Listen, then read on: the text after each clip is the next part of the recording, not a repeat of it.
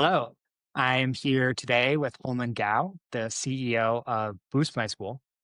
This is an exciting one because Holman just finished raising his latest funding round, 8 million bucks, and I'm excited to talk to him about the round and what it means for the market and sort of what he's planning to use the capital for. But before we get to that, Holman, I'd love if you could just tell us a little bit about your career and how you ended up starting the company. What was the driving thesis for starting a company built around fundraising for K-12 schools? Yep. Yeah. Yeah. So my story it goes back to when I was living in San Francisco. I was an engineer at a tech startup. And for me growing up, my biggest experience was my high school math team. We would go to competitions, we'd do very well. And I actually was a state champion one year as well, too. I love that. Which state? Maryland. Yeah. So we had Sweet. like it was like a math science magnet program. So yeah, out of college, I started donating to my high school math, just the math team in general. And they made me donate Yeah. by check one year. And I was again, I was in the Bay Area, so I didn't even have a checkbook. I actually had to wait till when I went back home for Thanksgiving just to donate the money. And that was where like the moment clicked of why can't this be easier? Like I'm trying to support and just can we make it a little bit more modern? So that's where the idea came from. I built the first version for my high school. That's awesome. I actually didn't know that. We've known each other for a while, but I didn't remember that part. Cool. And so you built it yourself. You were a software engineer. You built the first app yourself. Like, Mhm. was it literally just to enable you to donate to your high school, or did you have a plan to turn it into a venture backed company? Like, how much of a dedicated idea versus sort of side project did it start out as? Oh yeah, yeah. It was definitely a side project. I would say that, yeah, with my high school, my whole idea was that if it could just be easier, we would uncover people that want to support the school. Maybe just weren't asked the right way. I think so much of schooling is so personal. So how can we make it like more community centered and share like who else is supporting? So yeah, it went really well. The first year that it was just my high school as a side project, they raised 25% more. So that's why I started contacting some other schools in the area and learned about what I guess a lot of nonprofit folks know as called development. Like there's actually a full-time job, the fundraising aspect. So once we got to 10 schools around in 2019, that's when I ended up going full-time, put some money in, and then, yeah, the rest is history. Cool. And what was that like? I don't think you had worked in sales before. I think you've Yeah. been mostly on the engineering side. What was it like walking into a high school and being like, "Hey, I'd like to be the platform for your development office." Yeah. Well, this is where I would say I was, it's been a huge personal journey for me. Like I did not have the courage at the time to just walk into a school, and I didn't even know like who to talk to as well. So I think I've actually written a blog post about this. The first big step was me. I started cold calling schools nearby my high school, and I still remember the first time I made a cold call. It took like I don't know 15 minutes to prep, like just my nerves, and then they didn't even pick up the call. So I was like, Oh wow, no. this is the worst. Yeah, but I soon got over that, and now I could talk to anyone. And I think the biggest realization for me was we truly believe that what we're doing is going to be so impactful, not just for the schools and their communities. So it wasn't as much selling, but just sharing what we're doing. And people got really excited by that. I feel like there's every founder has to go through that journey of Yeah. no matter where they come from, there some moment where they have to sell, and Yeah. it really is sort of a sink or swim moment. So I'm glad you decided to swim. Yeah. It's not easy. I get that. And so are you still doing all the cold calling today or No, yeah, no, yeah, yeah. So we're around 20, over 20 people now.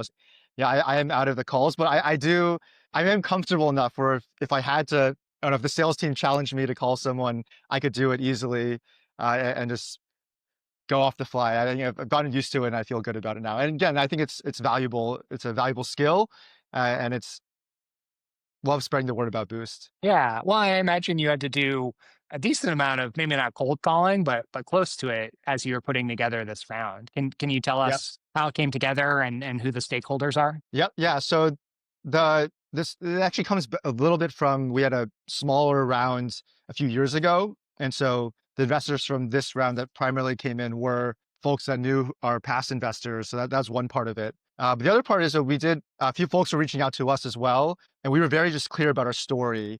Like from day one, and this is like a personal thing, but also I would say what we see as the missing part of the market as it's just Boost has always been focused on K-12 schools, and we were very specific about that. Like the fact that there are, even those schools are not fundraising as much, let's say, as like a large nonprofit or a university, there's still that like, I mean, for one, there's a need, but also there's an expectation now. Like donors are getting inundated from all over, and they're like, oh, I do want it to be more, kind of like what I felt like. I do want it to be more modern. I want it to be more community centered. That's Boost. What is Boost is like we're just focused on this one place, and we also wanted investors who respect that. That we wanted to double down. What was really great was that as we were talking to investors for the last few months, we were just very focused on this one story, and some people didn't buy it. And then who ended up leading, which was High Alpha, and Mike Fitzgerald, who's joining our board, he really loved our focus, and that's what he believes is going to win this market is just like a complete understanding of what schools need and how they fundraise. Yeah, it's funny. I talked with Clever's CEO Trish Sparks probably a couple months ago now, and she talked about how a big part of Clever's story was deliberately not expanding internationally, Uh-huh. and being selective in how they expanded their product portfolio over time. And she attributes a lot of the company's success to staying focused on being the best platform for app developers in the Yeah. US and doing a really, really good job at that to the point where they felt like they had strong market saturation Hmm. and then they could go international. So, obviously you guys are much earlier in your journey than Yeah. Clever, but I think that narrative resonates of being really deliberate at the early stage until you reach a point of market saturation. And then to your point, there's a lot of K-12 schools, Oh yeah, for sure. Yeah. both private and public. So, I imagine your TAM looks pretty good. Yeah. Yeah. Definitely. And can you tell us more about what the specific deal parameters are?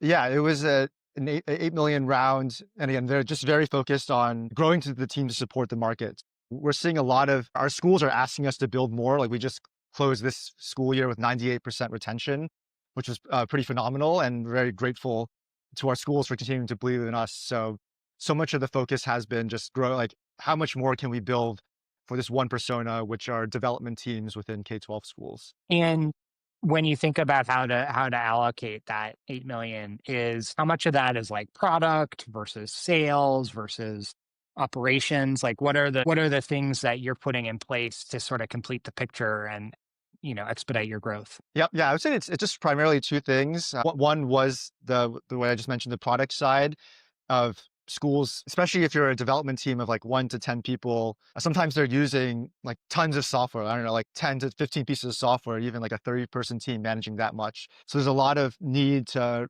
not even not need. It's more of like they wish they could have it all through just a few systems. Anytime we see that where they're like transferring data back and forth, we'd love to just continue to build Boost to support that functionality. But yeah, the second one is, I would say, just our overall brand awareness. Like we constantly hear from schools like, oh my God, this is what I've been looking for.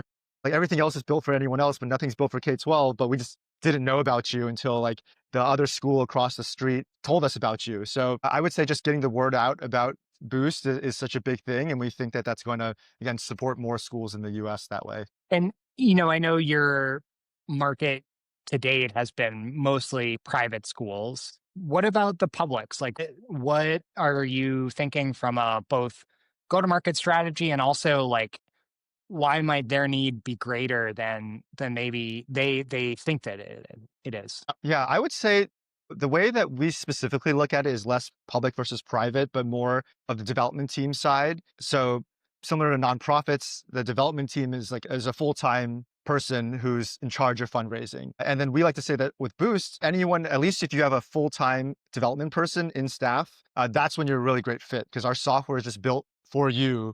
And it's like something that you can use to you day to day run your fundraising. And what we're expecting to see is that with public schools, so there are definitely some public schools, if they've built out their fundraising, they have a full-time person now in that seat. And we're just expecting that with just the cost of education going higher, like there's going to be a need for more funding. And so whether that looks like a full-time person across many schools or just even the PTAs or like the volunteer run fundraising becoming more sophisticated, yeah, we'll like we haven't ventured into that side yet, but that's where we do want our tool to support all types of development teams, even if it's just like a part-time teams. Yeah, short answer to that is that we're focused on the full-time people, and we will eventually see if like Boost can grow to support organization that where there's no full-time fundraiser in seat. Yeah, and honestly, I wouldn't be surprised to see the public side grow more towards having a full-time development person Mhm. than you needing to go, in their direction. I think like, when I think about the growth or the evolution of the US K-12 market, it's Yeah. towards these sort of different funding streams Yeah. and less of a here's a bucket of money for the school to spend and more of a, we're allocating resources to the student. You need to compete for those resources Mhm. against, you know, private schools, sure, but also charters and micro schools and homeschooling and all these different options that are out there. Yeah. And I think as a market analyst, sort of expect the business model of a K 12 school, which I know is sort of a funny thing to say and Yeah. might trip a lot of people up. But really, I expect them to get more sophisticated, both in how they manage their traditional revenue and also bringing in new forms of revenue like development. Yeah. Yeah. And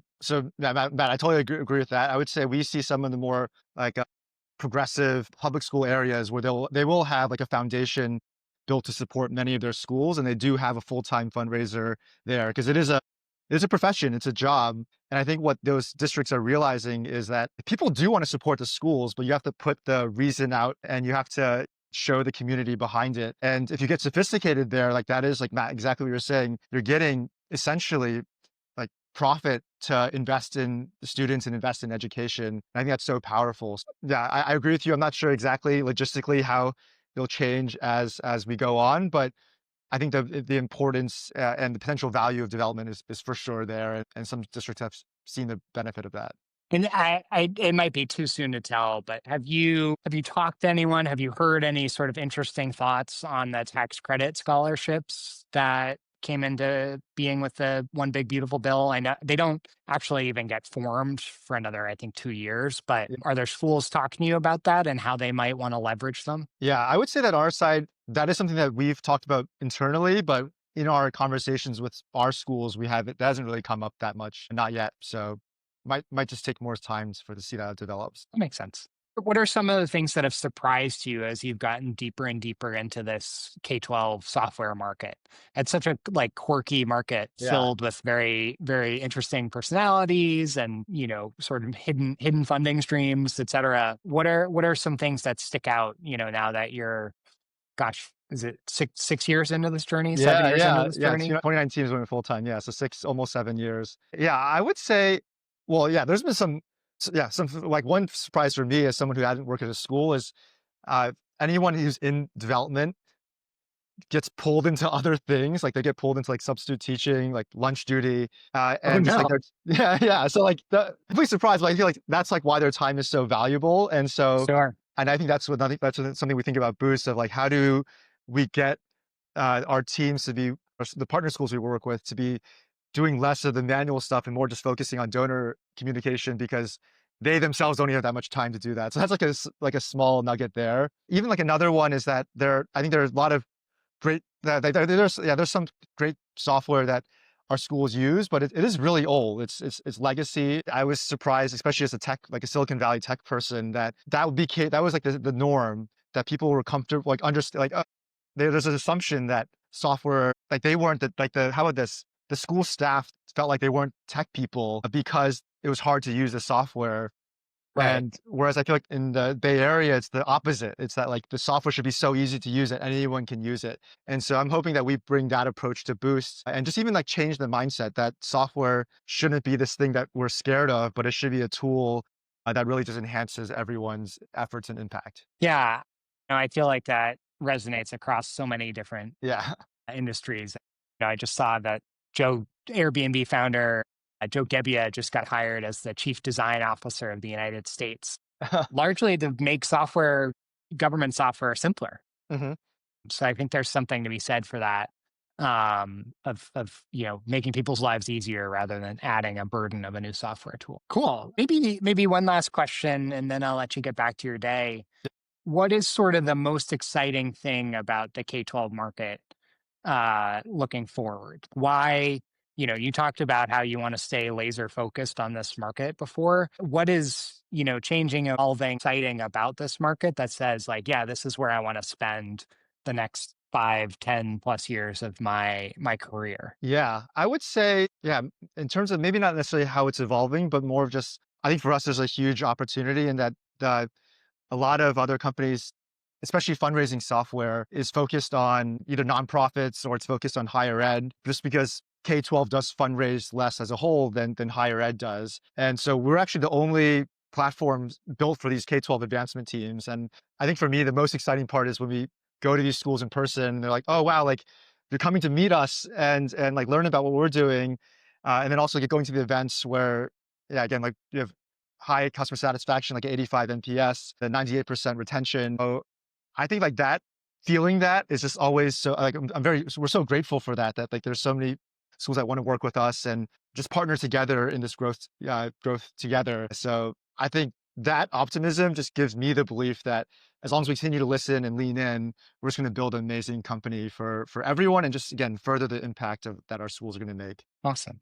Well, Holman, thank you for joining. I'm excited about the round. I'm looking forward to the announcement going out, and to help amplify it in the next couple of days. Yeah, and congrats on the round. I hope you celebrate a little bit, and then you get back to building. Yeah, yeah, we've already gone. We had a actually small note is this for like remote team building. We do this thing where whenever we celebrate a major milestone, we give every team member. This time we did a $200 to $300 budget for them to take their family out to dinner to celebrate the Oh, round because like we're all amazing. remote, so you can't really have that normal gathering. And so we did that, but it is a new school year, so we have fully moved on, and we're excited for the next year as well. Thank you.